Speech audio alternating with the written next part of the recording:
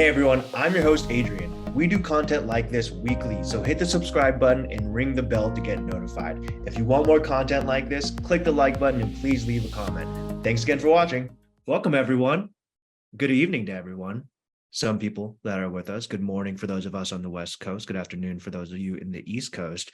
And happy Wednesday to everyone around the world. Welcome to today's Rupa live class presented by Rupa University, the best way to learn about specialty lab work from industry experts. My name is Adrian Martinez. I will be your host for this afternoon as always.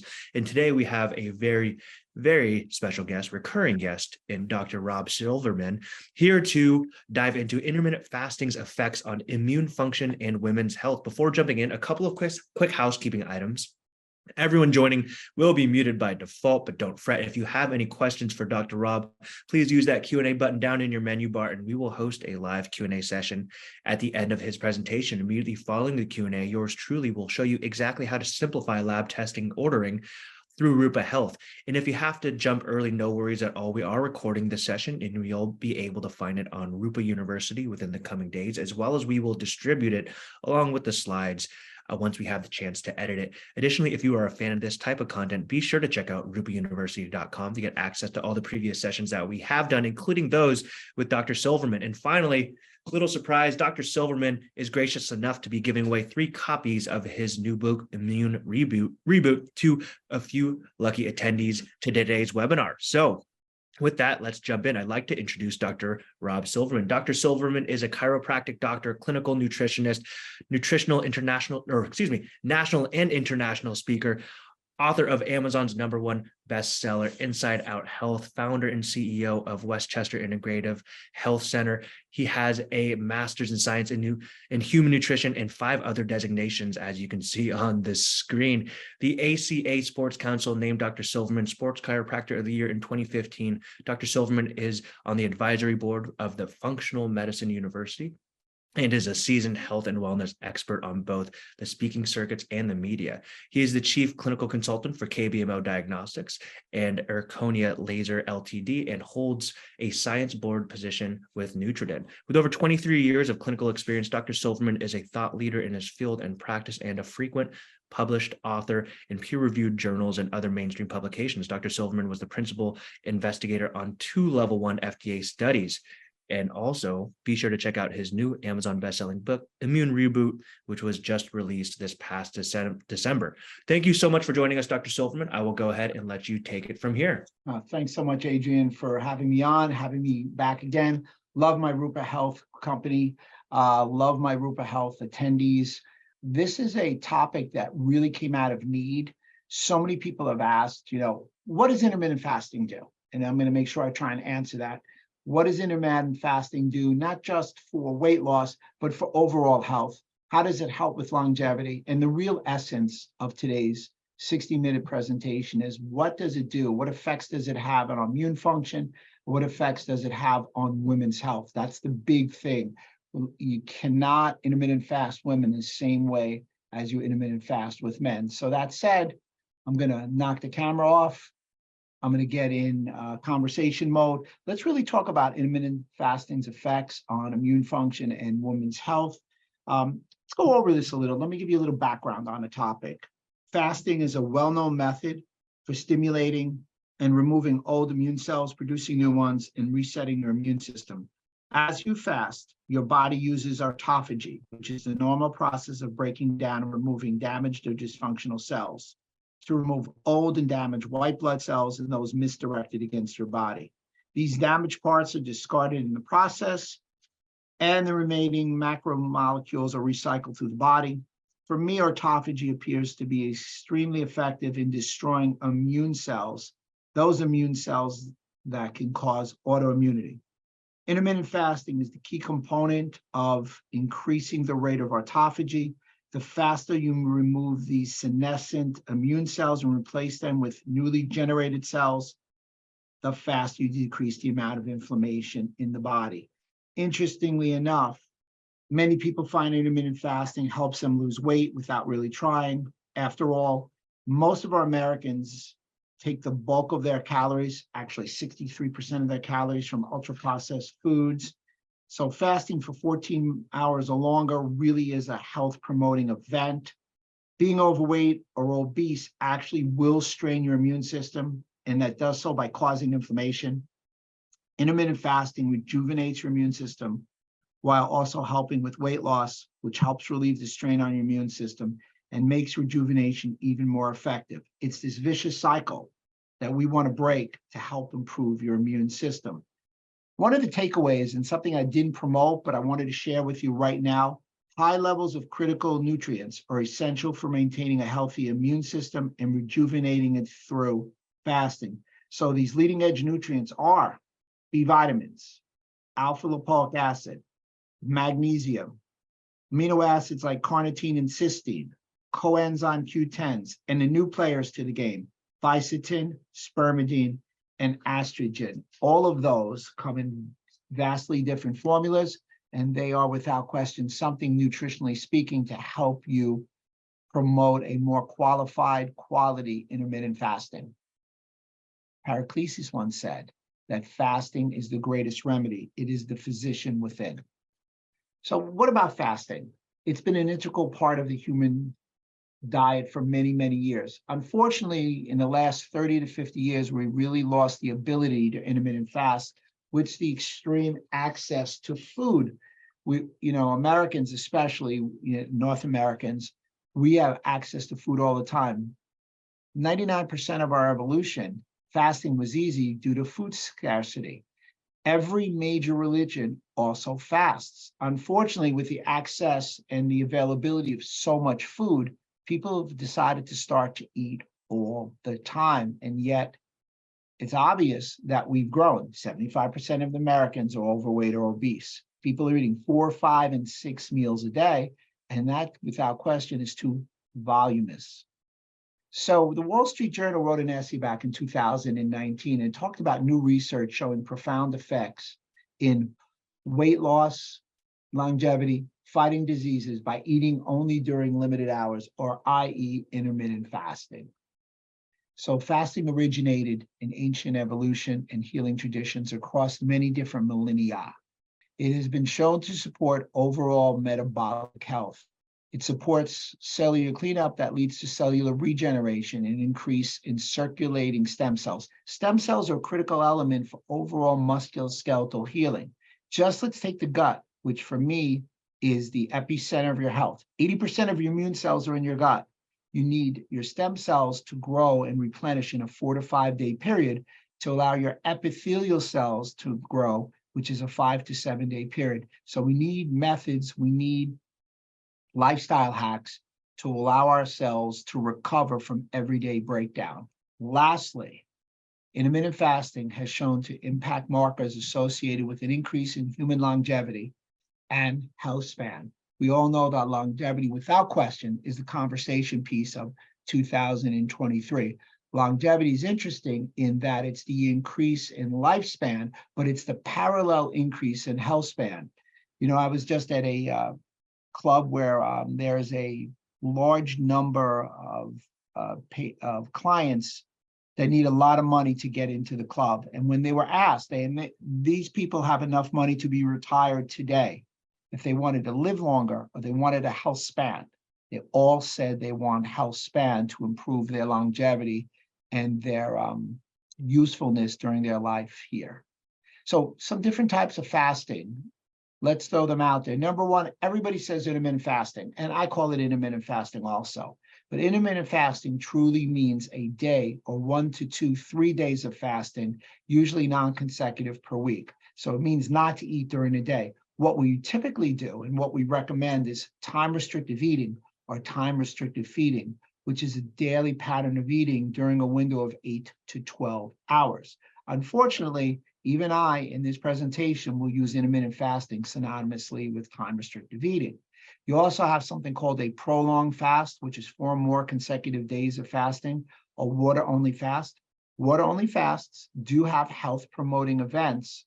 They're especially good if you've got a condition like a cancer, but the water-only fasts have shown to really lose too much muscle mass, and muscle mass is the longevity organ. It's our currency of longevity. So fasting mimicking diets have also come to the forefront and been relatively popular. Fasting ramps up human metabolism. The study was done by GeoCell Unit and Kaido University researchers. Fasting, which puts the body into what we call a starvation mode, leads to fuel substitution, antioxidation, increased mitochondria activation, and altered signal transduction. So it allows the body to speak to itself and allows to turn on certain health switches, which really are longevity promoting. Again, for me, longevity is turning on the health switches. However, the master switch is having a robust immune system. One of the best ways to have that robust immune system is to implement intermittent fasting. So some of the mechanisms of intermittent fasting. Here are the proposed mechanisms of how intermittent fasting reduces cardiovascular risk factors. Theory number one is the oxidative stress hypothesis. Theory number two is circadian rhythm. And theory number three is ketogenic state. The oxidative stress hypothesis postulates that fasting reduces stress, leading to fewer free radicals with less mitochondrial energy production, ultimately lowering the body's oxidative stress. The circadian rhythm component focuses on syncing eating periods to the organ's circadian rhythm, optimizing glucose and fat utilization, and ketogenic state recognizes that intermittent fasting induces ketogenesis, which decreases blood pressure and adipose tissue. So in a nutshell, it decreases oxidative stress, intermittent fasting. It syncs you with your circadian rhythm. That is one of the hidden gems. It's not talked about enough, and I believe it's a critical element to intermittent fasting's effect. Circadian rhythm, it's kind of like, when you wake up and you see the light to eat, and when you go to sleep to stop eating. And ketosis is making ketone bodies. It's the basis of the ketogenic diet. There are some books out there now that will state you do not have to eat a ketogenic diet to get ketone bodies and ketosis. You just have to intermittent fast. Intermittent fasting also has been shown to help with especially type 2 diabetes. It's shown to improve sensitivity to blood glucose, lower insulin, protect against fatty liver, and lower pancreatic fat. A fat accumulation in the pancreas could contribute to the development of what we like to refer to as type 2 diabetes. So intermittent fasting, is there a role in the treatment of diabetes? The conclusion in this study 2 years ago showed promise in the treatment of type 2 diabetes. It may be due to the effects on weight loss. Fat cells are depositories for toxins. Getting rid of the toxins, you're going to decrease your incidence of type 2 diabetes. Decreasing insulin resistance. All you health coaches, all you doctors out there, one of the number one things I like to look in blood markers is to test for insulin resistance. Fasting glucose, huge marker. Hemoglobin A1C, even better. HOMA-IR and insulin resistance, for me, they're their own set. That's where I like to hone into. And in addition, favorable shifts in the levels of lectin and adiponectin. Time-restricted feeding, also shown to improve blood glucose and insulin sensitivity, obviously the opposite of insulin resistance in many overweight patients who suffer from type 2 diabetes. The results suggested just a 10-hour period of eating, which I like to adhere to. I like to adhere to what we call a 14 and 10. The first number, 14, is the amount of hours you fast. The next number, 10, is the amount of hours or the window in which you can feed. It's shown improvements in blood glucose, insulin sensitivity, losses of weight loss, enhance of quality of life, and offers a lot of cardiovascular benefits by reducing lipid levels. Another key blood marker element is that a lot of people look at lipid levels. Now, some people now believe that cholesterol, total cholesterol markers are overrated. You can really trace back many of your aberrant lipid levels to blood sugar markers. So don't just take a lipid panel. Make sure you take a panel with blood glucose, insulin, hemoglobin A1C, and the like. So again, time-restrictive eating has shown and been positive for prevention and the management of metabolic diseases. We're piggybacking on what we said before. We're just showing you how robust the literature is. And lastly, time-restrictive eating, which is based on the concepts of syncing with your circadian rhythm, has shown to improve metabolism, at least partly, acting through that circadian rhythm clock. Brand new study. This actually was presented, there's a slight mistake at the bottom, presented at the Endocrine Society's annual meeting, June 15th. It's 2023. I have a typo there. So everybody please make note. I'll make a copy and send Adrian an updated set of notes, or just make that. So this just came out.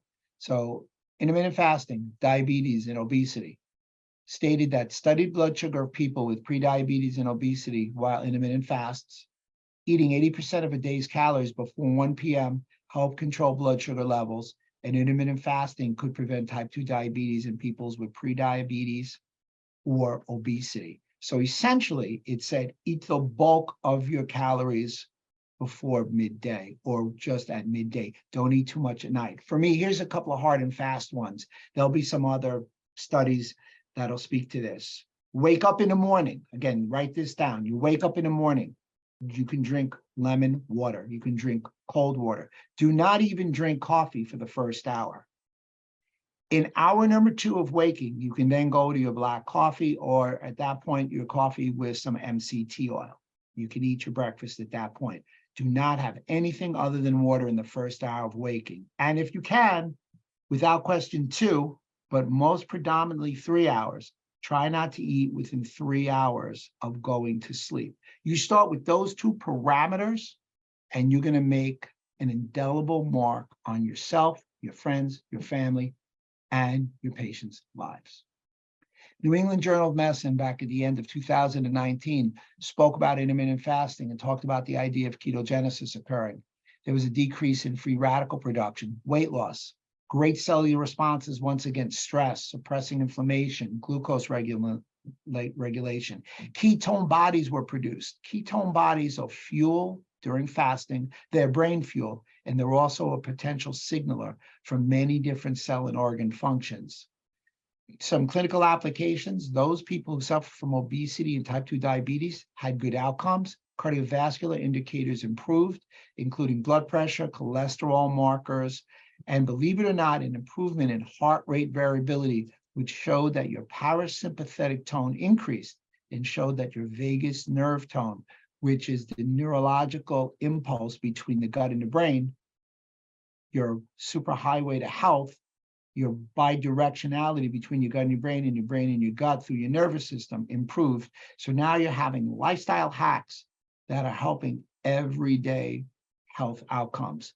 Less incidence of neurodegenerative disease. And lastly, even people who had tissue injuries. I have a background in chiropractic, so I've seen and still see many musculoskeletal injuries. Intermittent fasting is a great lifestyle hack for that. So the takeaway was they ate in a 6-hour period. They fasted for 18 hours. They had what we call a metabolic switch from glucose to ketone-based energy. Again, another key takeaway. The critical point in intermittent fasting is to enable you to burn fat and not be basically based on carbohydrates. Carbohydrates as a consumption in everyday food intake is dirty fuel. Ketones, fat to produce ketones, are clean fuel, especially for your brain. So essentially, these are some benefits of time-restrictive eating. You'll see that body weight was more adjusted. Fat mass went down, blood glucose became lower, insulin resistance dropped, impaired beta cell function, impaired fatty acid oxidation, liver fat all started correct, inflammation down, oxidative stress down, blood pressure down, and you got better quality of life, of sleep, which is a critical rehab hack. So here we have the effectiveness on intermittent fasting on different measurements, especially body composition and lipid profiles. Waist circumference went down, fat mass decreased, positive changes in lipid profiles. So it's very interesting how you had a change in blood sugar, which also obviously had a change in lipid profiles with total cholesterol, HDL-C, LDL-C, and triglycerides. The one that I haven't seen really change that much, it's a little more diet-oriented, was the LPA small a. All things that you guys should be regularly ordering for all your clients and or patients. So as you take a look at the gentleman on the left, he was quite corpulent. He eats over extended period of time. He has poor quality of sleep, poor quality of life, increased obesity, cardiometabolic disease, liver disease, and such.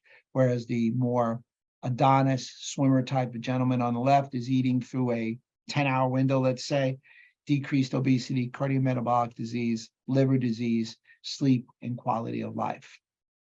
We've covered about a third to a half of what we're going to cover today. So I just want to make note, please, I'm not opening up the chat.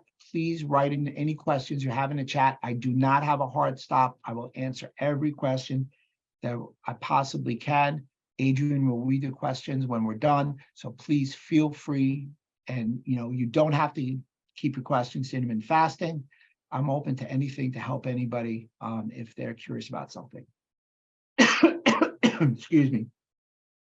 Here's a summary of some of the different types of conditions that intermittent fasting will help: obesity, sleep disorders, stroke, neurodegenerative disease, PCOS, dyslipidemia, hypertension, type 2 diabetes, glucose intolerance, etc. So metabolic adaptations, what's most interesting, again, this metabolic adaptation is where you're able to take and start to produce ketone bodies, and your body's functioning like a machine. So say you make a mistake, say you cheat, say you break that intermittent fast one day, you start it the next day and you go right back into all the health promoting benefits. It's kind of like you've seen a male or a female and they're really lean and you're wondering, they're eating a slice of pizza or two. That can't really enable them to stay so lean, but their metabolism, their body functions, their health switches are functioning so well that one little aberrancy, that one mistake doesn't throw them off. And what I mean is good quality ATP production, increase performance in autophagy, a decrease in mTOR pathway, an improvement in stress resistance and BDNF signaling, BDNF, brain-derived neurotrophic factors. These are protein enzymes that allow for brain neurogenesis. So you can have nerves grow back and rewire together, therefore they can refire together. So just because you've lost neurological function doesn't mean you can recaptivate that. And one of the best starting points is intermittent fasting. Intermittent fasting, 5 to 15% of the body's energy is dedicated to digestion. Digestion improves through MMC, migrating motor complex. It's peristaltic light contractions that move the food bolus from the stomach through the small to the large intestine. Fasting gives a longer break from digestion. Think of it like this. If you're eating all day, it's like traffic on an LA highway. I know Adrian really can relate to that, an LA highway. Well, if there's no traffic, you can now do repairs to the freeway or the highway. And that's the reason that intermittent fasting is so effective. It allows your body to clean itself through autophagy and repair itself. Autophagy starts at hour 13, shifts into high gear at hour 15, and takes the next step at hour 17. So intermittent fasting is shown to decrease insulin. Lower insulin produces weight loss, improves body composition. Fasting boosts mitochondria efficiency. One of the biggest complaints post-COVID or with long COVID is mitochondrial efficiency, because long COVID's number one complaint is fatigue. 80% of people who suffer from long COVID suffer from fatigue, and is the number one complaint in a doctor's office. Intermittent fasting is a great start to improve mitochondria efficiency. Fasting state protects the length of the telomere, so it turns on SIRT1 and turns off the mTOR gene. So fasting in a 10-hour or less period over 3 months, lost weight, reduced abdominal fat, lowered blood pressure, lowered cholesterol, lowered blood sugar, and lowered insulin levels. It was a great study from 2020 in that people in there were assigned to 3 different groups, both men and women in the groups. So there was a 4 and a 6 hour period of eating where they ate whatever they wanted, and the control groups ate without restrictions. One thing for me in intermittent fasting, it's not about how many calories you eat. It's about what you eat in the time frame that you eat. But I still always tell everybody to eat good, healthy food.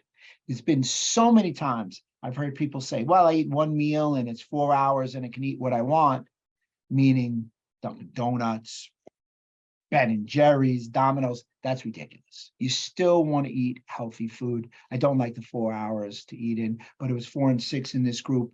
The groups who ate in very small time frames, 4 and 6, ate fewer calories, they lost body weight, but they had a significant decrease in fat mass, reduction in oxidative stress, decreased in fasting insulin, and decrease in insulin resistance. So essentially, once again, here's another study that really talked about the important clinical applications. These people ate in a 10-hour period, fasted for a 14-hour period for 30 consecutive days. And here they showed these positive effects on DNA repair, circadian clock improved, insulin sensitivity and signaling improved, immune system improved, and cognitive function also improved. So what are some of the benefits of intermittent fasting? Well, we'll talk about autophagy again in a moment. Improves circadian rhythm, promotes longevity, promotes weight loss, increases insulin sensitivity, improves cognition, and improves gut health. If 80% of your immune cells are in your gut and it improves your gut health, clearly it imbues your mitochondria and your immune system through gut health to perform at a more optimum level. Autophagy, which means self-devouring, essentially means that you're breaking down old cells, taking that cellular debris and making new cells. Fasting stimulates autophagy. Eating, which releases insulin, especially carbohydrates, disrupts the process of autophagy. Let's take a step back. And if you guys all remember, we talked about essentially not eating in the first hour and then having your break fast. Well, in your break fast, my virtual last slide talks about what to do. So hang on for that, because everybody wants to know how to break their fast. Fasting also stimulates the AMPK pathway, which also enables you to perform autophagy and ketosis in a more efficient light. Long-term resistance exercise elevates autophagy. Once again, exercise, intermittent fasting, they go hand in hand with each other. Interesting in that 10, 20 years ago, we talked about getting into shape by doing cardio. Now the emphasis is on weight resistance. Now, when we say weight resistance, it's not about a 500-pound deadlift and a 500-pound squat and a 350 bench press, male or female. It's about body weight resistance. So I was just in France, Adrian and I were talking about that, and the gym had nothing but cardio equipment. There's push-ups, there's burpees, there's air squats, there's different moves. I've borrowed somebody's set of dumbbells, man makers. So it wasn't about, necessarily trying to get my biceps as big as Arnold. It was just about stimulating some resistance and stimulating my central nervous system to have some resistance exercises so I could stay in an elevated autophagy phase. Intermittent fasting also has a positive effect on a lot of liver enzymes.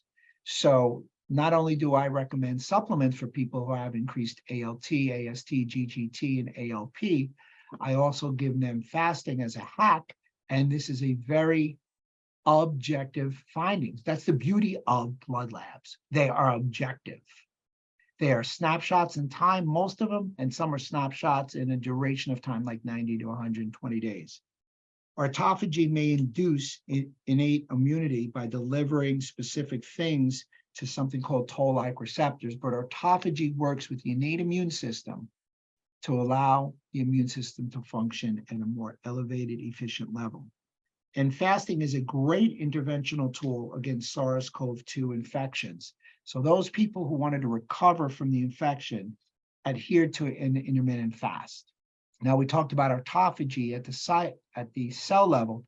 Let's talk about mitophagy, the breakdown of old mitochondria leading to new efficient mitochondria. We're a little past the halfway point. So again, feel free to put in those questions. Also, while I have your attention, because the middle part is probably the height of when everybody's listening, we were talking about some topics. 1, what topic would you like to hear me talk about in the future? And 2, how does this sound as a topic?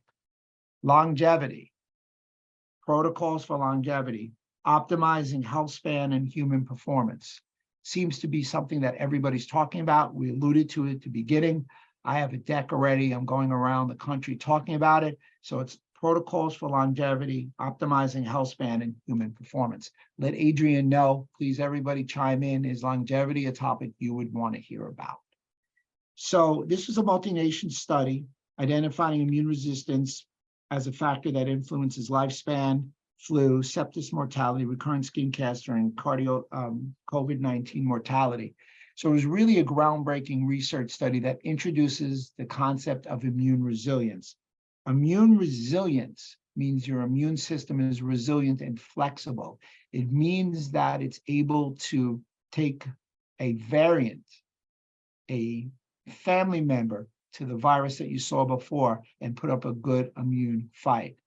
So it was interesting. It qualified the varying degrees of immune resilience amongst many different individuals. So again, I'm a bigger proponent. I know Andrew Huberman and his podcast, and he's the jam. There's no doubt about it. He likes to eat later in the afternoon. And who would I be to argue with him? There's also some data that differs in that it's better to eat early and stop early as opposed to eat all day long. However, a lot of people only have that 6 to 8 hour window, and people want to have a family meal at 6, 7 o'clock at night. So if that's the case, you're going to have to start and break your fast later, because who would want to break up a family meal? So please, everybody, I was a little rigid when I first started to use the intermittent fasting with my patients. Please understand that people have some family issues, some access issues. For me, it is better if you can do it in the morning and end later, but it's great to start and break your fast later and then close your window down a little later. As long as you have that 3 hour window before you go to sleep, life is good. So interesting when you look at this study, skipping breakfast, early dining, skipping lunch. Skipping lunch is not a good thing. You don't want to miss meals. You just want to eat your meals within that time frame, and eating early, again, in this study, really was better for LDL cholesterol, blood pressure, body weight, fat mass, and diabetes. So systemic effects of caloric restriction or intermittent fasting. The balance between the total food intake and timing contributes to the differences in energy consumption, leading to changes in circulating factors and organ function. The height of each arrow did not indicate the intensity level, but a grouping. So intermittent fasting, again, had a positive effect on ketone bodies, glucose in blood, performance of your liver size, your ketone body production, your insulin sensitivity, your intestines, your skeletal muscle effect, brain and brain effect, allowing for a decrease in inflammation and oxidative stress, cardiovascular system, decreasing resting heart rate, blood pressure, pancreas performance, and of course, fat cells.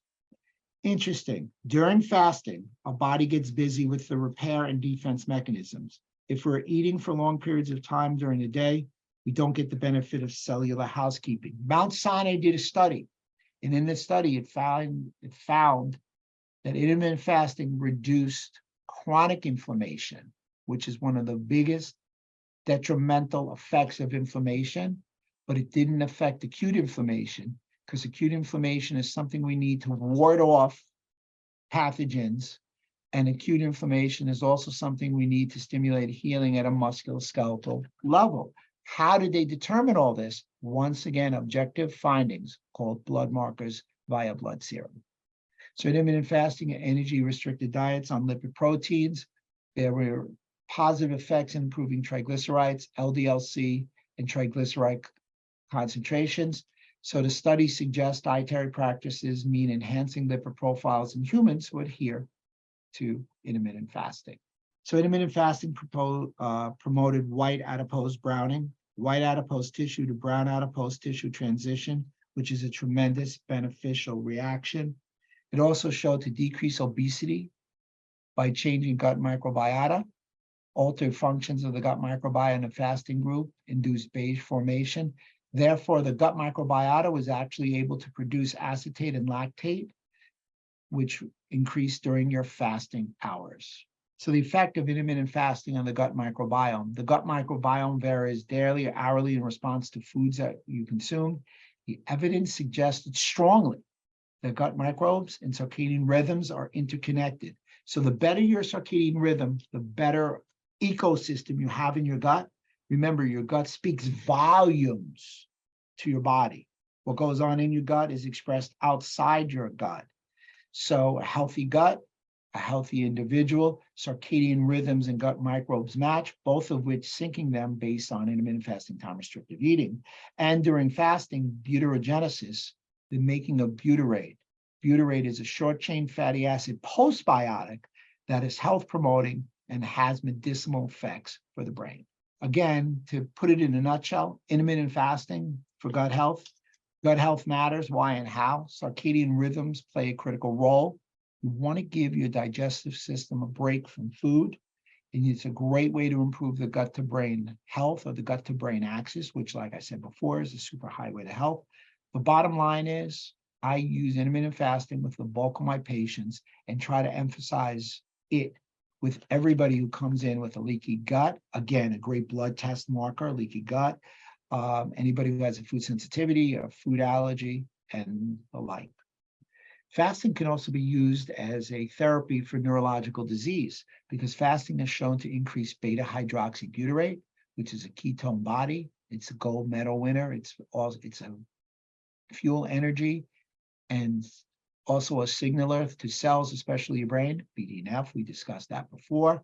AMPK, turning on the AMPK pathway is turning on a pathway that promotes sirtuins, ghrelin, and adiponectin while decreasing glucose, insulin, mTOR, leptin, interleukin-6, which is the most dynamic inflammatory marker that I know of. TNF-alpha is also a pro-inflammatory marker, ultimately leading to health-promoting optimization of neuronal bioenergetics, optimized neuroplasticity and neurogenesis, and optimized neuron resilience. Beta hydroxybutyrate, which is produced, as we said before, from fasting, delays vascular aging. It also helps prevent cellular senescence. If the vascular system becomes younger, you're less likely to have cardiovascular disease and Alzheimer's, because all these diseases are what they called age-related. They're really all inflammation related, because it's your body's inability to deal with inflammation. And both of these, especially Alzheimer's and all neurodegenerative diseases, have a gut orientation. So here's a model for intermittent fasting and metabolic switching, which may optimize brain performance, increase resistance to injury and disease. So basically, this is a very busy slide. I'm well aware of it. So let's break it down a little bit. Essentially, when you're in an eating mode, you want to change from glucose to ketones. And when you're in recovery mode, you want to go from ketones to store glucose. Ultimately, if you're able to do this efficiently, you have enhanced synaptic plasticity and neurogenesis, enhanced performance, meaning cognition, mood, motor, and autonomic nervous system function, and resistance to neuronal degeneration, and enhanced recovery from injury.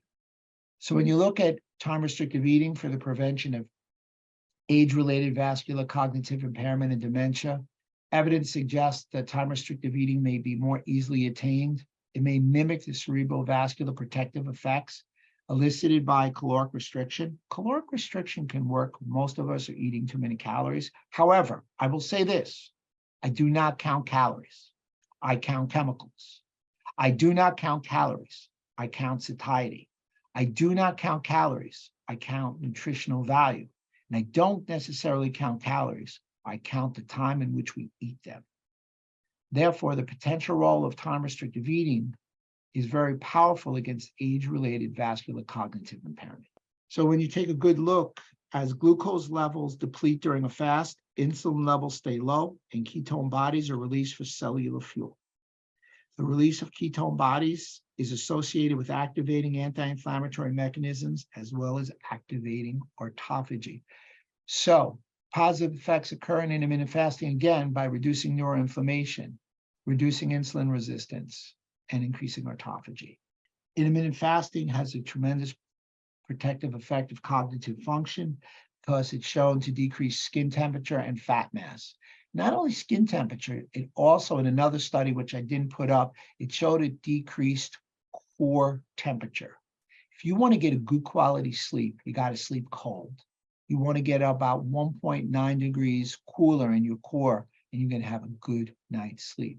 Intermittent fasting also improved glucose tolerance and decreased food intake, prevents against memory loss, both short and long term, and also may prevent against some of the metabolic pathologies that are typically associated with menopause and age-related memory decline. The positive effects of intermittent fasting in dementia. Pathologies in dementia include neuroinflammation, the abnormal secretion of neurotransmitters, synaptic dysfunction, cerebral vascular inflammation, brain insulin resistance, and impaired neurogenesis were improved by intermittent fasting.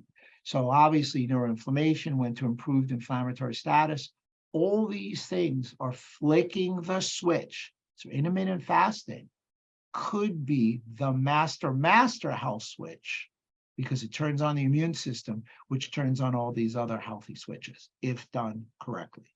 So again, this really gets into the circadian rhythm. So the molecular circadian clock and symbiotic host microbe relationships both evolved as mechanisms that enhance metabolic responses to environmental challenge. The gut microbiome benefits the host by breaking down diet-derived nutrients ingestible by the host and generating microbiota-derived metabolites that support host metabolism. Similarly, cellular circadian clocks optimize specific physiology to the environment by influencing the timing and coordination of metabolic processes. So this study actually showed a review and examined the bidirectional interactions between the circadian clock, the gut microbiota, and host metabolic systems and their effects on obesity and energy homeostasis. So once again, the body is all interconnected. Our bodies have the capabilities to not only speak to each other, but fix itself. We just need to give it the right signals, the right fuel, because good food is a potentiator for health information. Bad food is a potentiator for inflammation. Adding the timing factor, how we're supposed to eat, is truly a breakthrough for our health promoting self. So the circadian clock, energy balance, and microbiome. I put this in just to piggyback on what I said previously. So time-restricted eating and its food benefits. Food can be made available only at discrete windows of time within the daily cycle. Truly, this growing large body of evidence indicates that time-restricted feeding is beneficial for many metabolic responses, including insulin resistance and increasing glucose tolerance. There are more studies that are needed because we always need to do more and more research, but discrete window of food availability leads to time-restricted feeding, going to end result with beneficial metabolic effects, reduced insulin resistance, increased glucose tolerance. Now we're looking at the interplay between the microbiota and the gut circadian clock. Essentially, intestinal cells contain a powerful circadian clock that is connected through yet ill-defined physiological pathways to the central clock in the brain. Nutrition is also cyclical, and its processing occurs within the rhythmic metabolism of the gut clock. Here, the microbiota has shown to participate in food processing and to interact with the intestinal clock. So the interaction goes both ways. So essentially, the microbiota and the gut circadian clock are interconnected. I could spend all day on this particular study. This is because bright light is known to inhibit the production and secretion of sleep-promoting hormone melatonin. I am a melatonin fan. Melatonin is desirable to avoid bright light, to help you avoid bright light for 2 to 3 hours before habitual bedtime to promote better sleep. Adequate sleep is known to reduce food cravings. By reducing these food cravings, you can support your adherence to time-restrictive eating. Since melatonin can potentially attenuate glucose-induced insulin resistance and release from the pancreas, avoiding food before bedtime immediately after waking up may further accentuate the time-restrictive eating benefit of glucose regulation. In this particular study, they used a 10-hour time-restrictive eating, which is my favorite time frame. Again, time-restricted eating reshapes gene expression throughout the body, can increase lifespan, and genes in the 2 upper portions of the small intestine, the duodenum and jejunum, are activating by time-restricted eating. Intermittent fasting ameliorates neuronal ferroptosis after a concussion. So interesting, what is ferroptosis? It's a newly characterized form of programmed cell death that results from lipid peroxidation and mitochondrial dysfunction. Intermittent fasting improved cognitive function in mice that were subjected to traumatic brain injury and/or concussions. So interesting, it has been shown that intermittent fasting has been able to help decrease. So it was a 12-hour plus area of feeding, which really 12 and 12 has some health benefits, but look what it does. It improves the brain. It has a positive effect on the liver, has a positive effect on intestines, muscles, pancreas, whole body immune cells, and circulating cardiovascular issues. What a lot of people want to know, and a lot of people ask, is how to break a fast. So number one, again, do not eat anything in the first hour when you're waking. When you're ready to break a fast, again, they call it break fast. You want 30 grams of protein or more to stimulate muscle mass. It does stop autophagy. It may stop autophagy and increase the mTOR pathway. You want to consume poly-rich foods, pre and probiotics. You want to feed good bacteria when you eat. You want to repair the gut. You want to eat protein, but you also want to incorporate fat so you're not hungry during the day, and you want to avoid binge eating. I recommend limiting your carbohydrate consumption at the beginning of breaking your fast. So say I break my fast, I get up at 6, break my fast at 7. I don't eat any carbs in the morning or minimal carbohydrates because I don't want the release of insulin. It's conceivable, even though I said that protein may stop autophagy, there's some new data that says it doesn't, and it is depicted on carbs. That said, limit your carbs to midday. So here's what we came for also, women. And I'm sorry I'm not giving it hours and hours, and women should be signified, but here it is. You have to intermittent fast a woman differently than a man, period, end of discussion. One, men, me, we are based on testosterone. Women, she, are based on estrogen and progesterone. And the big thing is when progesterone increases, women are very susceptible to stressors. Intermittent fasting is a stressor to the body. It's called hormesis. You stress your body a little, and you stress your body, and you get positive responses to the stress. It is not a hormetic curve where your health promoting benefits go down. It's hormesis. So women's hormones, intermittent fasting in women, LH and FSH stimulate estrogen and progesterone production. Fasting and skipping meals can change the GnRH pulse, which makes people sensitive to environmental influences. So let me give it to you because I know we're getting close to the top of the hour and I do want to answer some questions. Here's how you intermittent fast women and men. In the first 3 weeks of their traditional 28-day cycle, day 1 through 21, you can intermittent fast them for 14 to 16 hours.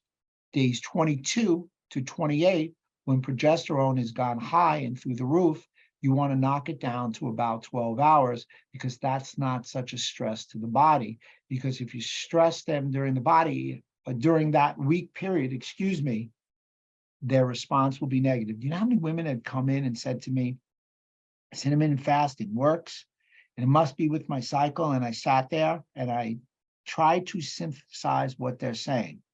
And that is the way to go. Right now, you want to intermittent fast them 14 to 16 hours, day 1 through 21, day 22 to 28, you want to intermittent fast them 12 hours.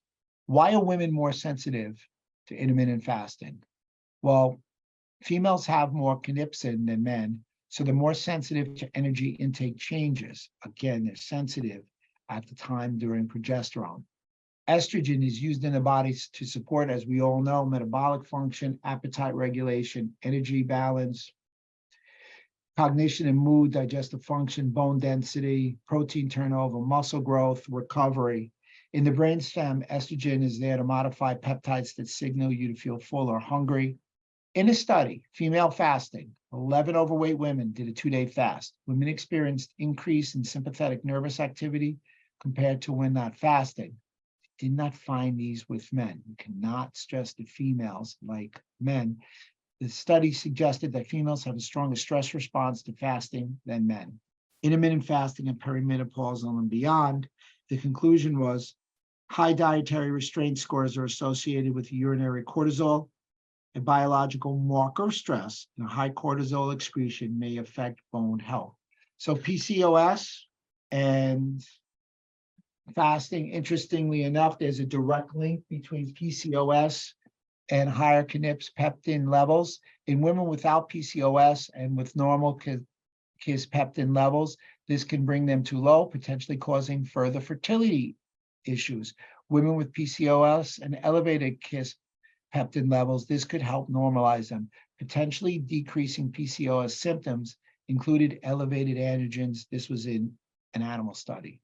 So the intermittent fasting group of women over 32 BMI, again, heavy, they found a reduction when they adhered to the proper timing during their cycle. They had a decrease in weight, they had a decrease in fat mass, and they had improvement in total cholesterol and LDL cholesterol. So at the end, who shouldn't fast? Well, and this is specific to women, not necessarily men. Women athletes and very active people may not need to intermittent fast. Women under 18% body fat, because you're getting to a point where you may start, if you decrease their body fat, get them to amenorrhea.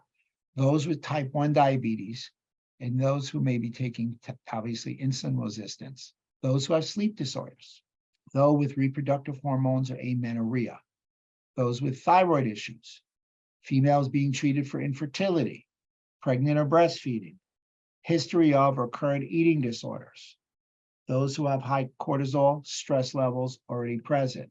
So I always like to end with a quote. I got a couple of things. I'm going to open it up for questions. I save some times. I do not have a hard stop. We can stay, answer the questions. I can see we've got a lot in the Q&A and a lot in the chat. Oliver Wendell Holmes once said, "The mind once stretched by a new idea never returned to its original dimensions." I'll leave this up for a split second. Anybody who wants to order my book is more than welcome to order my book. We're going to give away a few free books, Adrian and I. So I'll leave that for a split. And lastly, follow me on social media. We're doing every day. My virtual assistant says that his hands are hurting. I'm making him work so hard. I apologize for that. Let me turn on the video. Let me get to Adrian. And 55 minutes. Yes. Amazing. Dr. Silverman, love it. Always a pleasure having you with us. Thank you so much for that presentation. We have a ton of questions. We'll get through as many as we can, of course, within reason. But if you do have any questions, go ahead and write in the Q&A using that Q&A button in your menu bar. Had this question very commonly. We will distribute a recording of this session along with the slides within the next few days, once our team has had the opportunity to hop in and do some edits. And then for those of you who are lucky winners of Dr. Silverman's book, I'll reach out directly to you. So with that, let's hop right into the Q&A. And immediately following Q&A, I'm going to show you how to order some lab testing on Rupa Health. So be sure to stick around for that. So first question is, how many hours should women fast pre and post menopausal? Yeah, I'm with you. It's very funny. And I will say this, I don't think the women is an exact science now, and I'm really sorry about that. I mean, I guess I'll be real. I'm from New York. I guess the most misogynistic thing I've ever seen is these testing and nutrient. We just don't integrate women enough. We look at the male first and we put them together, and it's been a miss. However, the data is coming out at a rapid pace. So there's some arguments. So pre and post menopausal, if you're pre, you're menopausal, and you're post menopausal, you're now in a very interesting mode. I still think that you want to adhere to everything similar across the board for now. You got to take down the hours in which you are fasting, because women do not respond well physiologically. Please, let's make that clear, to a lot of different stressors. So maybe a 12-hour fast. You're still going to get health promoting effects. You're just going to lose a couple of things, but it's better to adhere to what you can do because of the hormones than not adhering at all. Yeah. Are there any contraindications for IF? Yeah, pregnancy. I'm sorry, I'm pausing. I'm thinking. I looked at somebody else's question. I won't do that. Those people who, believe it or not, that have a blood pressure problem, even though it is an issue, people who have any kind of concerns about body dysmorphia, very low BMI, very low body fat in a female, those are things that you probably wouldn't want to intermittent fast, Yeah, because that could be, getting your body fat too low as a woman and losing your menstrual cycle can be very deleterious. absolutely. Why did you say, or did you say that glucose is bad fuel specifically for the brain and ketones are good? Glucose is dirty fuel. Fat is clean fuel. We're made to run on fat. We have been lied to when it comes to sugar. In 1966, Harvard University had 3 researchers get paid off by the sugar company to say sugar was good and fat was bad. 2016 in JAMA, and when all 3 of them were dead, it all came out. They were paid in 2016 terms or currency between the 3 of them, $50,000. And they told us the world and the earth was flat. Sugar it is not an essential macronutrient. Fat is an essential macronutrient. Our brains will function better on fat, and most predominantly monounsaturated fat. Yeah, great answer.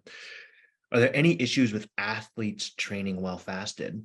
I haven't seen any. Now, there's some athletes like swimmers, for argument's sake, they're in the pool 8 hours a day, like what Michael Phelps used to do, cyclists like Lance used to do. And they say, I just can't get enough calories in, but I mean, if you saw what they were eating, they kind of broke the mold in that, he was eating 8 to 10,000 calories a day and he had the stack of gluten pancakes. But I mean, that's the one extreme. As far as athletes, they should be able to intermittent fast. You just may want to extend the eating window. The real question that I have, and I do not have an answer for it, I shouldn't ask a rhetorical question that I cannot answer, is what about the bodybuilders? And it appears that the bodybuilders don't want to adhere to the intermittent fasting because it's so important for them to get all the calories in to build that kind of mass. Yeah, absolutely. Yeah, and you hear about those marathon runners waking up and getting 20-mile runs in at 5 a.m. Can't imagine what their eating cycle looks like. So what do you say to those in the nutrition world who say that fasting causes muscle wasting and destroys metabolism? Well, I don't think it destroys metabolism. I think it makes metabolism more efficient. So we'll put that one aside. I understand why they would think that it would lose muscle mass, because we're on the idea 30 grams of protein every 3 hours is going to increase muscle mass. You'll get ample muscle mass if you're intermittent fast. If you want to go in the Mr. Olympia, you may not be able to adhere to it. I was just at a presentation and I was listening to the nutritionist for the bodybuilders. And when they stop bodybuilding to the extent of being 300 pounds versus a more normal 230 for them, that's when they intermittent fast. So you're not going to have muscle wasting. You're going to have muscle deposition. You're going to have fat burning. You're just not going to get enormous. Right. But I don't think that's everybody's goal to walk around like Arnold did, though he looked great. And that's the second time I mentioned him. Yeah. Yeah, I think it's definitely, you have to kind of put it into context as to when you're going to be intermittent fasting. What is your goal? What's the end goal? If you're going to be a bodybuilder, yeah, you're probably not going to want to do much fasting. But, if you want to be healthy and burn that fat, intermittent fasting is a great solution. Is there an intermittent fasting methodology that's better for women specifically over 50 or maybe postmenopausal? Yeah, for right now, the data, and I do believe that if we come back in 6 months or a year, I think the data will change. I think it's in its nascent stage. This is what we got to go so far, and I know the field is growing in it. I mean, we just took a great leap of information, segmenting and taking the ladies out and tweaking them according to their cycles. I mean, look, 10 years ago, everybody was doing the keto diet, and I will never forget this. I was on a panel, and my wife was in the audience. And there were about 5 women, and it was just me. And they were like mad at me because the ketogenic diet didn't work for them and it worked for me. Yeah. And I was getting a little uncomfortable, and I saw my wife just shake her head, which means be quiet.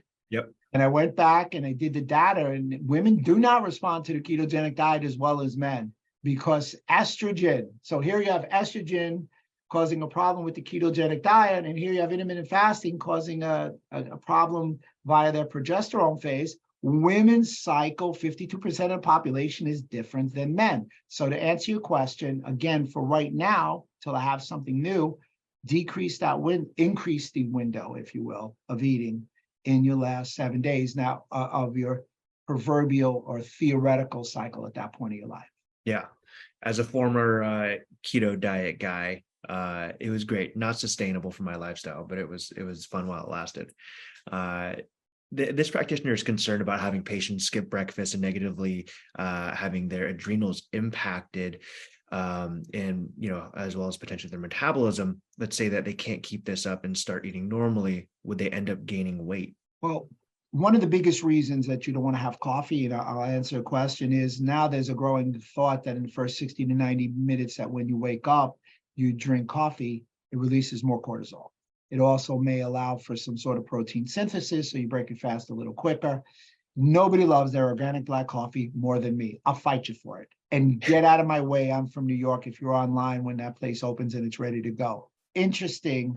I prefer, if everything's equal, to eat in the morning and not eat late at night. And I used to do that and tell everybody. And then I went to the Midwest, not to say the people in the Northeast and the West don't. And they were like, look, I don't care. I'm like, what do you mean you don't care? It's your health. And they're like, I have to have dinner with my family.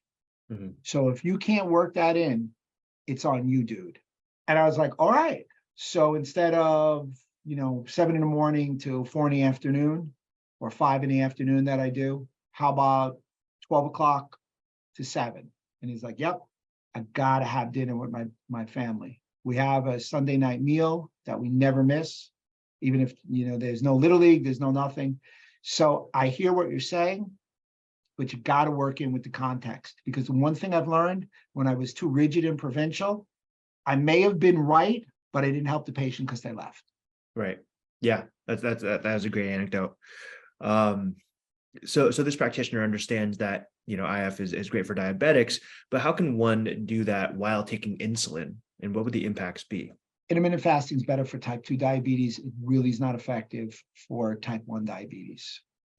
Mm-hmm. So I didn't see any data for type 1. I've seen a plethora of data for type 2. Have you seen evidence of patients not getting the macros or fiber they need in sufficient amounts when they're eating in such small windows? It's funny that you say that, and that really speaks volumes to what I said before. Again, I've had a lot of people did not like what I said because I told them to eat in 10 hours and, intermittent fasting, I want to eat in 4 hours. You want to eat good, healthy food. So again, I think the bigger problem with the fiber is Americans eat about 10 grams of fiber per day, and we need 35 to 50. So our food choices and our food options are horrific. It's not so much the intermittent fasting. It's just indicating how poor our American diet is. Again, 63 to 67% of our diet is ultra-processed food. As Jack LaLanne, a chiropractor, once said, if man makes it, I won't eat it. What type of supplements would you recommend for somebody taking or doing intermittent fasting if they're potentially maybe low on fiber or other macros? Well, the prebiotics and any kind of fiber that they may be missing, fermented foods, again, your B vitamins, your magnesium, your amino acids of carnitine and cysteine, and some of the new hot ones are fisetin, spermidine, and the other one, I said the other one before, it's escaping it. It'll come to me, estrogen. So there's a lot of new supplements on the market. Everything is longevity, oriented, etc. Great. That's why I mention it, because you want to live in that world. And again, intermittent fasting is part of longevity. Immune health is part of longevity. But there's some other things that we should go through the switches and really understand what are these switches in the body and how are they like a Christmas tree. You know how you press that button and the Christmas tree lights up? That's essentially it is. All these switches work, but you got to press the one on top, but everything together has to work. And that's what longevity is, the balance of health span and lifespan. So most people are here. So at 50, they're done. Oh, I'm done. They don't accept like a little change. They're like, I can't do this and I can't do that. And speaking from somebody who's post 50, I don't buy that stuff. I don't buy that. Yeah, I can't dunk a basketball like I did when I was 20, which I can only do occasionally. I get that. A little less and a little grayer. I get that, but it doesn't mean that I got to walk in and somebody call me grandpa, if you will. Right. Yeah. The only reason I can't dunk as well is I just have small hands. So other than that, I would be doing windmill dunks and I being sat like, next to Charles Barkley and his hands were yeah, smaller than mine. It was very yeah, funny. that's the only reason. Otherwise, I'd be in the NBA probably. I'm sure you could catch it and dunk it too. Yeah, exactly. In the air alley oop. So this practitioner has some patients that adhere to TRF, but then they drink in the evening like a glass of wine. Per their Yeah. understanding, does this break TRF benefits, or are they mistaken with this? Well, my wife's not going to have it here. I'm going to keep my voice down because she's in the front. Break your fast when you consume wine. Mhm. It's sugar, it's a calorie. Now, I'm not saying don't drink. I'm saying drink within your framework. You may say, hey, look, I want to drink at night. Again, don't drink before you go to sleep, obviously, because again, that's not the most health promoting event. But the bottom line is some people want to have a drink after a tough day or a tough night. Change your window, change your clock. Yep. Yeah, you were just over in France. They've got the French paradox. Like a glass Oh of red yeah. wine a day is good for the That health. was the toughest, most, 6 hours ahead. So it's messing up my circadian rhythm. And they all want to have dinner at 9 o'clock at night. And I'm like, oh my God, That's what, yeah, dinner 9 o'clock, and then it's that different. night's just beginning at that point. So which this goes back to maybe a previous thing that you mentioned, but which supplement do you recommend for fatty liver and increase in ALT levels? But there's a lot of companies that have a tremendous amount of detox. So, I mean, I could give you a list or I could have Adrian talk to you afterwards. So it doesn't look like I'm promoting anything. But some of the things that are, I would recommend would be a milk thistle, L-glutathione, excuse me. L-glutathione would be another great choice. Things like that. And if you're interested in a detox program, I'll give Adrian some choices and he can email you privately after. Yeah, absolutely. When you were mentioning those studies previously, did you know whether the participants were able to drink water or coffee during the fasting periods from food? They did not state it. We're just seeing the new data separately coming out. And there's a lot of people. I can tell you that when I do a reel, REEL, Mhm. that when I talk about intermittent fasting, my numbers go up. It's a hot topic. Um, how are gut microbiomes, or excuse me, how are microbes and circadian rhythm interconnected? Well, they're living, breathing beings also, and they really flourish when you're working within your circadian rhythm. It's our internal clock. It's our internal health clock. And unfortunately, when I go to Europe, it's so funny. People look at me and go, Rob, you're a different person in Europe than when I see you in America. How so? I said, you're a little lethargic. I mean, you're like a bunny rabbit energy guy. I'm like, yeah, dude. I'm going ahead in time. My circadian rhythm is a problem. When I come back in time, it's easy. I'm Right. reinvigorated. So your circadian rhythm is your sync. It's the set of your health clock. And the big basis of your overall health is your microbiome. Remember my wife always has a joke. We have somebody who's acting a little strange, when we walk around New York City, and we say, is his microbiome off or is he off? Or is he off because his microbiome? So bottom line is, you are what your microbiome is. I'm dying to get myself some Michael Jordan microbiome so we can play one-on-one, Adrian.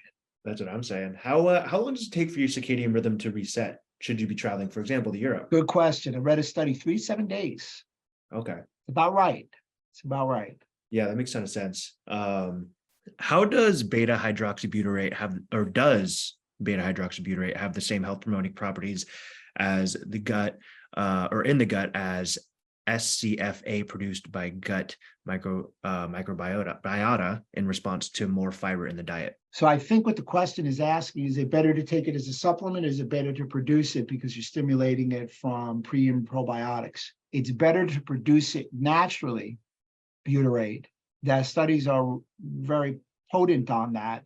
However, there's nothing wrong with taking it as a supplement, but it's better to promote it on your Does own. TRF have an effect on estrogen dominance? Yes, TRF can have a positive effect on estrogen dominance. There was, I think, 1 or 2 articles that we went through that kind of showed that. I don't remember the exact number. I can go back to it if they need, but you're sending them everything they can look at. It's right in that section. Is intermittent fasting recommended for Parkinson's patients since they have an increased caloric needs? I think that's a great question. Great question. Again, you're only a couple of 100 calories short, theoretically. Anything that helps the gut and the gut microbiome, it's going to help Parkinson's. Because as we all know, Parkinson's starts in the gut. The alpha synculin gets transported by low vagal nerve tone, go to the brain. So Parkinson's is a bidirectional issue. Parkinson's is also an autoimmune condition. These neurodegenerative diseases are virtually all autoimmune as well as bidirectional. Right. So I would intermittent fast a Parkinson's patient. So this practitioner has something they'd like your opinion on. So you mentioned a decrease in core temperature as a good thing. Some of their research points towards promoting an increase in core temperature as an indicator of increased metabolism. So decrease core temperature to go to sleep, increase core temperature for overall health. Yep. So people say sauna, and I don't want to get into the sauna thing, but because we'll be here until 8 o'clock your time. But the bottom line is, if you have a sauna that's superficially heating, that's a good thing before you go to sleep. If you have a sauna that's core heating before you go to sleep, it's not a good thing. So again, when people ask the sauna, there's a lot of differences, like when do you sauna and what are you using the sauna for? So I'll leave it at that. I'm not going to ask any sauna questions. The reason you sauna is you want to create heat shock proteins, and that's hormesis. Bingo. Perfect. Are there certain probiotics that should not be taken together? I think probiotics are a great resource. I think they're overused in the timing of when they're taken. So everybody goes, hey, I got a gut problem, I'm going to take a probiotic. Well, you may have leaky gut. So for me, the early onset usage of probiotics would be Saccharomyces boulardii, any kind of endospore like a Bacillus subtilis, Lactobacillus acidophilus, and B. lactis. But again, the key to the probiotic is that it's a genus, species, and strain. Lactobacillus, genus. Acidophilus, species, strain, NM5. What does the strain do? What is the strain depicts the property. So it's not that they can't coexist. It's you may be taking the wrong probiotic at the wrong time. You may not be taking it with a prebiotic. And I think that's the bigger question. Last couple questions here is, does black coffee and or less than 2 grams of stevia break my fast? Oh my goodness. Supposedly coffee can break your fast. I'm not sure that it does, so I'm avoiding it. And I am a stevia user. I admit it, I'm guilty. The question is, and they still don't have a study, does stevia stimulate the sweet taste receptors in the brain? And if it does, it may release insulin resistance. There's no definitive data, yes or no. Clearly, the other artificial sweeteners, sans monk fruit, are very deleterious because they increase the incidence of stroke and dementia by 2 to 3 times. We haven't seen any adverse effects to stevia. If anything, stevia is known to be helpful in Lyme disease, et cetera, et cetera. Yeah, great.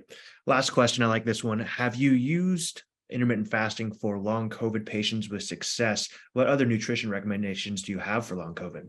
I'll tell you what I'll do. Number one, send in your address. You can have my book, chapter 7, as I recall. I should know which chapter it's in, has a long COVID protocol. We also have a previous webinar. It's about 12 different ingredients, but somehow, some way, even though I was going to give 3, because he asked the question, you'll be the 4th person. We'll send the book and you can have it right there. I love it. How's that? We'll track that person down and get their information. Dr. Silverman, thank you so much for joining us today. I had to tee you up on that last one. Do you have any final thoughts for the folks who are still with us? We've got about over 100 people still with us now. Yeah, we're still over 100. Thanks for sticking with me, and I appreciate your time. Just remember, what you do for yourself dies with you. What you do for everybody else, your clients, your patients, lasts for immortality. So keep going. Absolutely. Always a pleasure, Dr. Silverman. I hope to see you in person again sometime soon. Soon. Hopefully we can do that. Get out on the basketball court and I'll let you dunk on me. 8-foot rim. 8-foot rim. 8-foot rim. Yeah, we can do 8-foot rims. My knees should be able to hold up with that. But folks, thank you so much for joining us on this Wednesday. Dr. Silverman, you're welcome to stick around. But what I'm going to do is I'm going to transition over to a quick demonstration of Rupa Health and show you exactly how to get access to all the previous sessions that we've done with Dr. Silverman, as well as, you can get access to over 30 different labs and over 3,000 different tests. For those of you who don't know who I am, my name is Adrian Martinez. I am the head of practitioner partnerships here at Rupa Health. What does that mean? Well, not only do I host these live classes, but I speak to practitioners every single day to ensure that they are set up for success when using our platform. But what is Rupa Health? We are a functional medicine lab platform designed to make it easier to order lab testing and get access to all the information that you need to order that lab testing. So what I'm showing you here is the Rupa Health dashboard. And to show you just how simple it is to order tests, I'm going to start an order. All we need to start an order is your patient's first name, last name, and email address. From there, it'll bring you right into your order screen where you get access to be able to do things like creating custom bundles, right? If you want to create the long COVID bundle.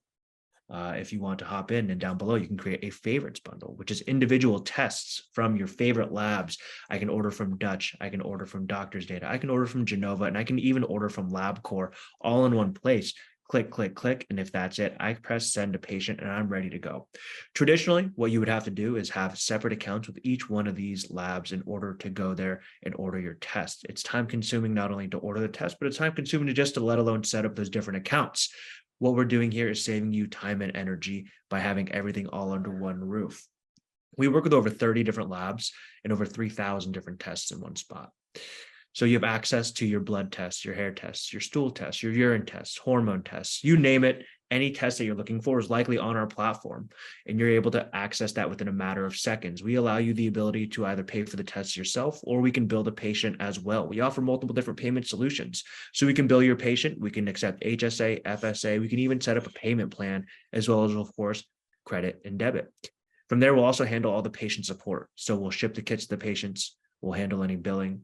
We'll handle any support required with the patient. So any questions, again, you'd usually be the one having to answer those questions. It takes time out of your day. The patient support experience is so important. Not only is it something that costs a lot of money oftentimes, but it's also something that can be a bit of a delicate situation. If your patients are requesting tests to be done, they're likely in a situation where they're kind of desperate to get those answers, right? And so we want to ensure that your patient is getting the best possible experience, not only because it's the expectation for somebody paying a lot of money, but also because it's an important reflection upon your business as well as our business. So we take that very seriously. From there, we'll even handle any specimen issues and coordinating phlebotomies. We'll help your patient get access to all of the questions that they have when it comes to testing. Of course, if it's anything medical related, we'll send them back your way. But once you press send that order, we effectively take it from there. We charge wholesale practitioner prices. What that means is that the same price that you would get having an account with any one of the labs is the same price that we offer here at Rupa Health. The way that we generate our revenue is simple. We charge a flat 7% processing and ordering fee on each order. Okay. And that's paid for by whoever pays for the test. So if you're having us bill your patient directly, your patient's getting access to that lower physician price while paying that additional 7%. So you can see here, they're getting close to $550 in savings, but they're only paying $50 service fee. So they're still saving $500 while working through Rupa Health, which is massive, absolutely massive, $500, y'all. That's the only way that we collect our money here at Rupa Health when it comes to ordering tests. There's no cost to sign up. It's completely free to sign up for. There's no subscription fee. There's no minimum spend. This 7% is the primary way that we generate our revenue here on Rupa Health when it comes to ordering tests. Unless you click this button that says I will pay for the order, then you'll never see a bill from Rupa Health. You can also add ICD-10 codes. So while we don't accept insurance directly through our platform, we can create a super bill for your patient so they can submit that to their insurance for potential reimbursement. Again, another thing that we're doing to put your patient in the best possible position to get that, one, good experience, and also two, potential reimbursement for these expensive tests. But again, all you're doing, first name, last name, email address, select your test, send a patient. We take it from there. And then from there, you get alerted as the results come in, because again, we take care of everything on the in-between, and you can track everything right within your main dashboard here. So you can see, for example, when the sample arrived at the lab, when I can expect the results to come in. Once those results are in, you're able to track them all within your main dashboard here, download them, send them to your patients. You can request clinical consultations. So if you do need some assistance interpreting the results, you do have the ability to schedule time with a clinician from the lab that you order the tests from. You also have the ability to mark those tests as reviewed and change the status of that order. So you can see when the tests are in, you can see when they're reviewed, and you can even set up results summaries. So if you want to create a nice, simple, easy to read patient-facing PDF with your logo on it, you can do that, which is really cool. You can pull out any outlying biomarkers. You can say, hey, we know that this tests for maybe say 50 biomarkers, but here's the 3 that really stand out for us. This is what they look like. Here's what they mean. And here's what next steps you can take. We want you to exercise. We want you to take these supplements.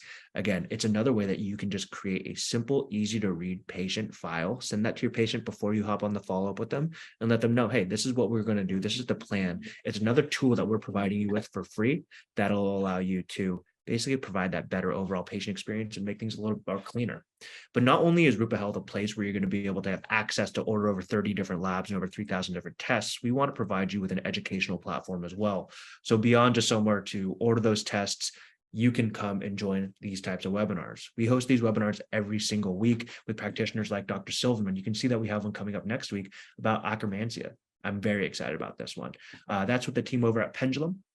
But you can see that we have lab test comparison tools. We have over 3,000 tests. I'll say that again, 3,000 different tests. So what this allows you to do is see, hey, what are all the hormone tests on the platform? What does it break down to? What are the costs? What are the turnaround times? What's the sample reports looks like? And what we're doing is providing you with the information so you can make the best possible decision as to what test will work best for your patients. We are legally not allowed to provide medical advice, but what we can do is provide you with all the information needed to put you in the best position to make that educated decision. We also have all of our demos recorded, all of the live classes recorded, so you have access to all of the previous sessions that we have done, including those with Dr. Silverman. We cover such a wide range of topics, and so we absolutely love hosting these. We have a magazine where we're producing over 100 articles a month on so many various topics, and we even have a podcast. So to get access to all this information, it's all completely free. You go to rupahealth.com and you're able to sign up.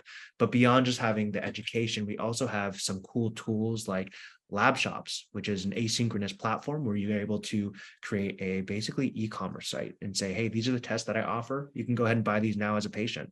We offer meal plans. We offer the ability to get access to our support team. We have promotions. So we have coupons going on. There's so much here that I don't even have time to cover.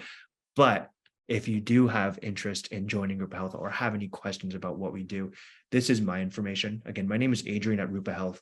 You can catch me at adrian@rupahealth.com. Here's my phone number. Feel free to reach out directly to me. I'm going to hop into the Q&A to see if there's any questions for me, but I don't see any right now. So that's completely fine, y'all. I know Dr. Silverman is the main reason why we're all here, including myself.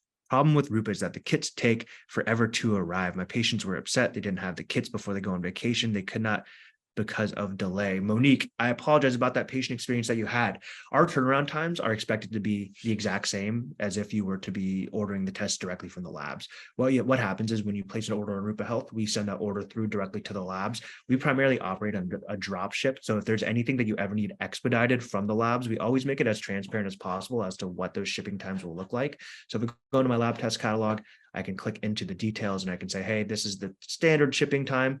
But if there's anything that you need expedited, we can always expedite it for us. You would just let our team know that it needs to arrive on a specific time. But turnaround times should be identical to should you be ordering directly from the labs. And if that's not the case, be sure to let our team know. How does a patient get the blood draw when multiple lab companies are ordered? It's a good question, Steve. So if you're ordering multiple blood labs, for example, it is a bit more difficult, right? And in an ideal world, you would order all of your blood labs from the same labs. But I understand that sometimes maybe you're ordering a CBC or potentially ordering along with that maybe a food allergy test, and they're different. We work with third-party phlebotomists. And so if that is the way that you're going about it, we would get them in touch with a third-party phlebotomist who would be able to draw all of their labs in one place. Whereas, for example, if you're ordering a blood test from maybe Access, who's one of our partners, and LabCorp, who's a different one of our partners, LabCorp or Quest traditionally won't draw blood from third-party blood companies. So we'd want to make sure, one, that the patient is taken care of when it comes to the blood tests, but we might have to get them in touch with a third party, or two, make sure that we're ordering all the blood labs from the same company. Hi, Adrian. You're new to Rupa. Thank you for joining. Many of my patients have Quest too far from them. Tell me about the phlebotomist request options. Great question, Dr. Hopefully I'm pronouncing this right, Dr. Loon. You can actually search. So we have a phlebotomy map here. So if you click into your phlebotomy map, you can hop in and let's say that maybe I want to look into Phoenix, Arizona. Right? I can type in my zip code and it will bring me directly to my area, and it'll show me in the green are all the mobile phlebotomists within the area, and all the red are the brick and mortar locations that we have. So if you're in an area, that is not well covered, for example, you mentioned Quest, you can search your zip code here, but also what you can do is reach out to our team. So you can click this button that says message Rupa. This will create a pre-populated message to our team, and it will go ahead and let them know that you're looking for a phlebotomist within the area. This can sometimes take up to like 7 days. So just something to be aware of. But if you ever need anything expedited, feel free to continue to follow up, reach out to myself or reach out to the support team, and they'll make sure that you're taken care of. There's nothing that we can do to magically make a phlebotomist appear, but what we can do is save you the time and energy that would traditionally be required on your end to make those searches directly on yourself. Are you close to being able to offer services in New Jersey? Lisa, yes, we are close. I'm not going to give an exact timeline, but I can let you know that we are absolutely close. Thank you, Alexis. I love Rupa as well. Again, I think what's fantastic about, there's so many things about Rupa that I really like is it's free. It's free to sign up for, right? There's no cost to sign up. There's no, you're not signing away a contract. You get access to literally everything that I showed you through this presentation.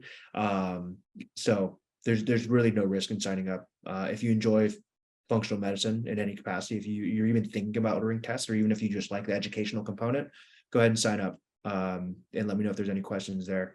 I'll put up my contact information again, but I think I see a few more coming in. What states do you not cover? So right now we do not operate in New York, New Jersey, or Rhode Island. That is something that we are absolutely working on. Again, much more to come in the next few weeks, but we are close to be able to launch in, I believe, just New York and New Jersey. Don't quote me on that. I will absolutely follow up with more information there. I'm an ND. When I used to order from Genova directly, they were able to cover for consultation if I had questions for us. Will we still be able to reach out to a specific labs for questions when we order through Rupa? Yeah, Kim, you absolutely will be able to. So the question was, if I order through Rupa, do I still have access to clinical consultations? And the answer to that is yes.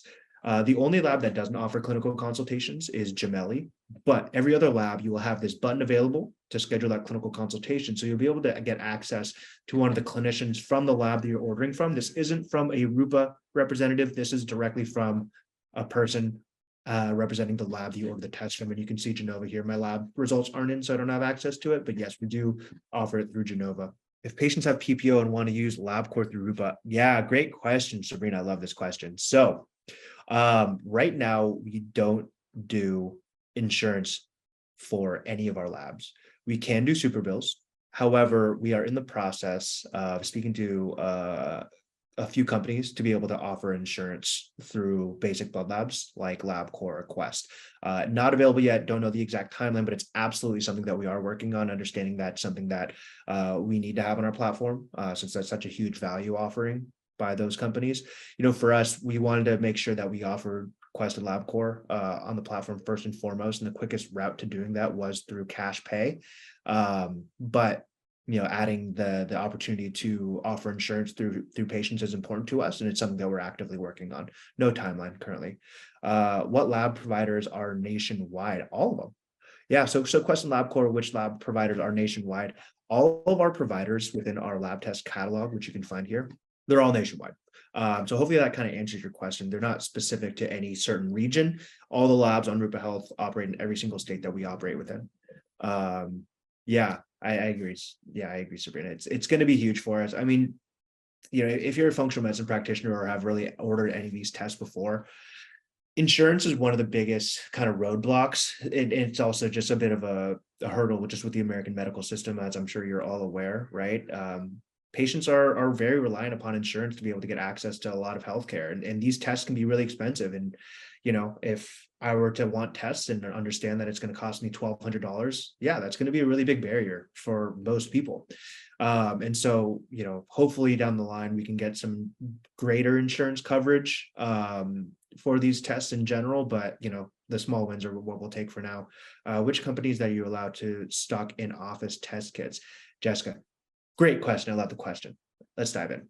So in-office kits. So let's talk a little bit of history behind what that means. So traditionally, Rupa Health was operating on a dropship only method. And one of the big reasons for that is that we were formed during the pandemic and people just simply weren't seeing patients in office. And so we kind of put the in-office kits on the back burner. It's something that we're actually building out quite more extensively. And so these are currently the labs that we allow in-office kits for. That being said, this list is going to be growing pretty substantially over the next probably couple months. It's a pretty big process for us to do in-office kits. If you want to know exactly why, I'm happy to kind of dive into that. But basically what happens is in-office kits, meaning that you stock the kits in office, patient comes, sees you, and then you hand the kit off to the patient. It requires quite a bit of back-end work for us. And the reason for that is, each kit has a specific requisition form associated to it. And so when we're doing drop shipping, that lab is able to associate that requisition form directly to Rupa Health. That's great.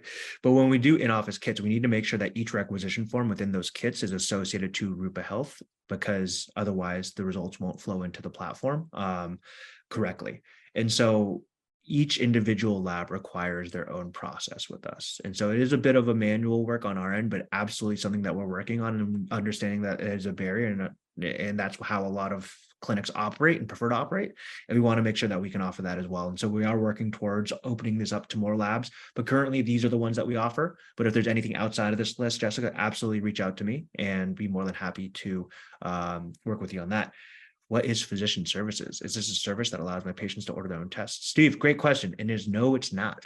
So currently you do need to be a licensed physician a licensed practitioner to order testing. What physician services is a program that allows practitioners whose licenses may limit their ability to order certain testing to order that testing. For example, nutritionists traditionally can't order blood tests, right? Maybe you just want to test vitamin C on your patient. You can't do that. Or maybe you have a new naturopath in the state of Florida, not a licensed state. Naturopath in California, fully licensed. So essentially what we're doing through physician services is opening up the ability to practitioners who should be able to order these tests, I guess, however we feel, to be able to order these tests. You have to apply to it. So there's definitely a process involved. So we're not just letting anybody and everybody in. So no, patients can't order tests directly.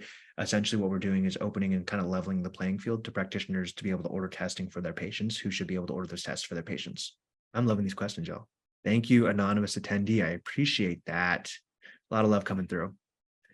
Yeah, absolutely. Again, my job, I love my job for so many reasons. Being able to host these webinars every single week is fantastic. So I'm going to put my information up here one more time. So y'all, if you have any questions, usually email is the best way to get in touch with me. I'm in and out of meetings throughout my day, but if you want to shoot me an email or even a text is fine too. Give me a call. But I would love to set up some time with you. If you do have any questions, I'm licensed in Washington State, but practice in Virginia.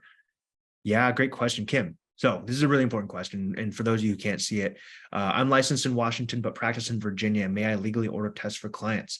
So the way that it traditionally works is, you can order tests for patients within the state that you're licensed for. So if you're licensed in Washington, then you can order tests for patients in Washington. That's really where physician services comes into play again. Right? If you want to order tests for your patients in Virginia, you may not be able to order them using your own license. And so if you sign up for the physician services program, you'll be able to order those tests through our licensed physicians that we partner with.